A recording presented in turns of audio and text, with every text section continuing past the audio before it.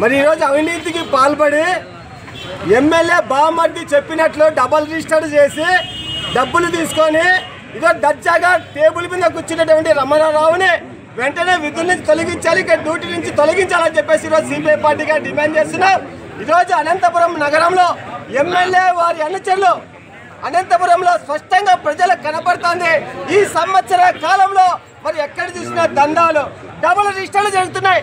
మరి రమణారావు గారు గతంలో ధర్మారంలో పనిచేసినప్పుడు అవినీతికి పాల్పడితే ఇతని విధుల నుంచి తొలగిస్తే కోర్టు నుంచి పేపర్ తీసుకుని వచ్చి మళ్ళీ ఇక్కడ రిజిస్టర్ ఆఫీస్ లో కూర్చొని మరి ఇక్కడ వ్యాపారం అవినీతి వ్యాపారాన్ని కుంపట్లో పెడితే ఈరోజు ఇక్కడ ఉన్నటువంటి ఎమ్మెల్యే స్థానిక ప్రజాప్రతినిధులు కళ్ళు మూసుకున్నారని చెప్తున్నాం. ఈరోజు ఎమ్మెల్యే బామర్దికి ఈ రిజిస్టర్ ఆఫీస్ నుంచి ప్రతి నెల మళ్ళీ వారికి కట్టలు మూటలు పోవాలంట. ఇక్కడున్న రిజిస్టర్ అధికారులు ప్రతి ఫైలు సంతకం పెట్టాలంటే మూటల కట్టలు తీసుకోవాలి. ఆ మూటల కట్టల్లో అక్కడ ఉన్నటువంటి ఎమ్మెల్యే బామర్దికి పోవాలి. ఇటువంటి అవినీతి మరి ఇక్కడ రిజిస్టర్ ఆఫీస్ లో జరుగుతుంది. పేద ప్రజలు నిజాయితీగా కష్టపడి మరి ఇల్లు కొనుక్కునే వాళ్ళు, స్థలాలు కొనుక్కునే వాళ్ళు ఈ రోజు కొంతమంది కబ్జాదారులకి గూండాలకి ఈ రోజు మరి డబుల్ రిజిస్టర్లు చేసి ఈ అధికారులు మేలు చేయడానికే ఉండేదని చెప్పేసి ఈరోజు సిపిఐ పార్టీకి అడుగుతున్నాం.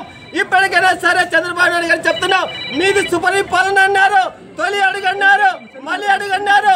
ఈ సంవత్సర కాలంలో అనంతపురం నగరంలో ఈ ఎమ్మెల్యే వారి అనుచరులు దాదాపు 120-130 పేపర్లు నిన్నటి రోజున ముఖ్యమంత్రి దృష్టికి పోయినాయంటే మరి ఎన్ని అక్రమాలు దందాలు జరుగుతున్నాయో ఒక్కసారి ముఖ్యమంత్రి గారు కూడా ఆలోచన చేయాలి, హోమ్ మినిస్టర్ గారు ఆలోచన చేయాలి.